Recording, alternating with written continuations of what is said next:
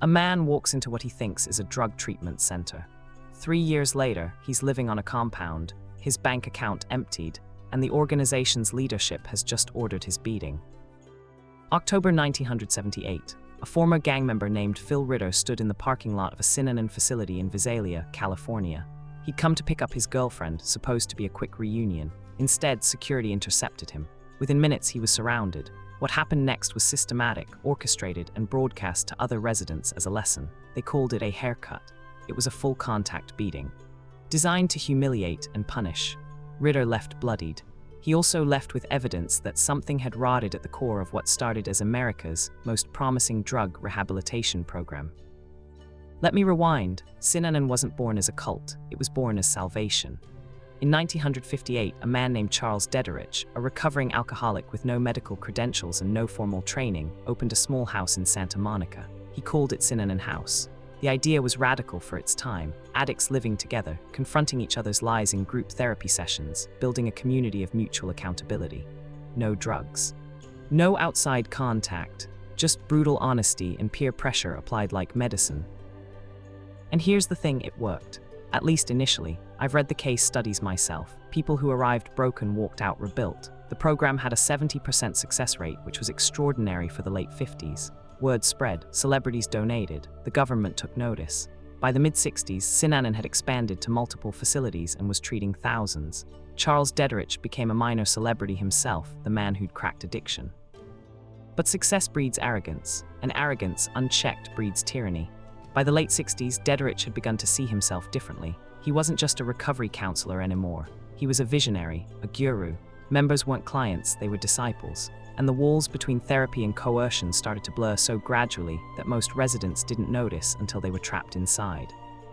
Dederich introduced what he called the game, intensive group sessions where members would verbally attack each other, sometimes for hours. The stated goal was catharsis. The actual effect was psychological destabilization.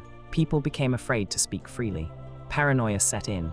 Dederich positioned himself as the only voice of truth, the only one who understood the deeper meaning of recovery. Then came the financial trap. Members were told that true recovery meant renouncing outside possessions. They signed over bank accounts, property deeds, insurance policies, thousands of them. Synanon wasn't a nonprofit, it was a corporation, and Dederich controlled it absolutely. The money flowed in and never flowed out. Members worked without wages, lived in cramped dormitories, and were told that material comfort was the enemy of spiritual growth. By 1970, Synanon owned real estate across California. Dederich announced a new phase. The organization would become a self-sufficient community. They bought farmland, they established businesses, they recruited aggressively. But recruitment wasn't about helping addicts anymore, it was about building a movement, about expanding the empire. And anyone who questioned Dederich's authority was labeled a heretic and subjected to the haircut. The haircuts escalated. They weren't just humiliation anymore, they were calculated violence. A member might be surrounded by a dozen people and beaten for hours. I've reviewed witness accounts. Some people suffered permanent injuries. Dederich watched from a distance, sometimes letting it happen. He'd convinced himself that pain was purification, that brutality was love. Dissent became dangerous. Dederich implemented a policy of separation. If you disagreed with him, you were isolated. Your family was forbidden from contact. Your friends were told to shun you. Some people spent months in solitary confinement, essentially within the compound. The psychological toll was catastrophic. Some members attempted suicide, others went catatonic.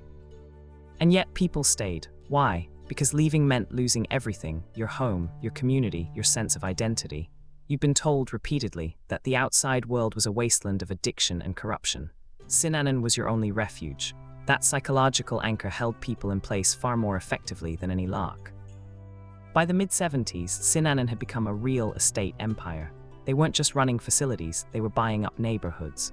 Dederich's vision had expanded into something grandiose. He wanted to create a new society, a Synanon nation, separate from the corrupt mainstream. Members were told this was destiny. What it actually was a land grab dressed up in spiritual language. Opposition began to mount. Journalists started investigating. Former members began talking. The IRS opened a file, and Dederich's response was predictable. He became more authoritarian. He created an internal security force, the Imperial Marines they called themselves. Armed, trained, loyal to Dederich above all else. They weren't there to protect anyone. They were there to enforce compliance through fear. This is where we return to Phil Ritter. His beating wasn't random, it was a message. Dederich was consolidating power, eliminating any threat to his authority.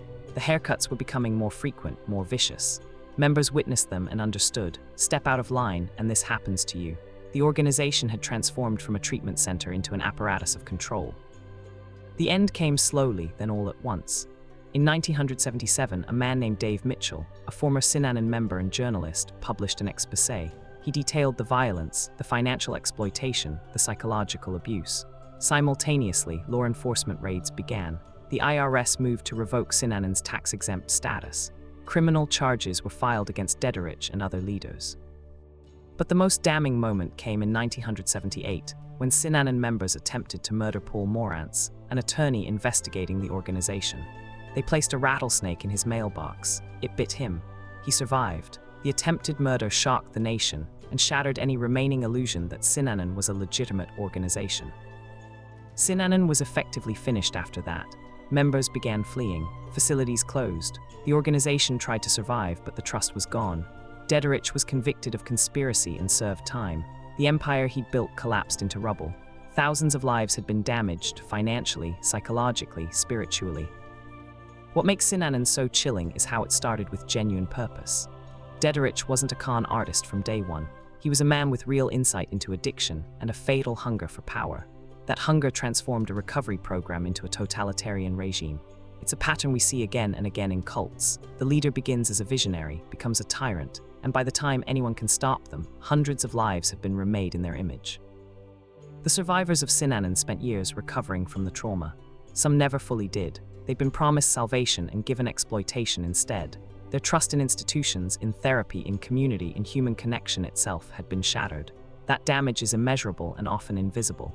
It's why the story matters, not as a curiosity, but as a warning about how easily idealism can curdle into tyranny.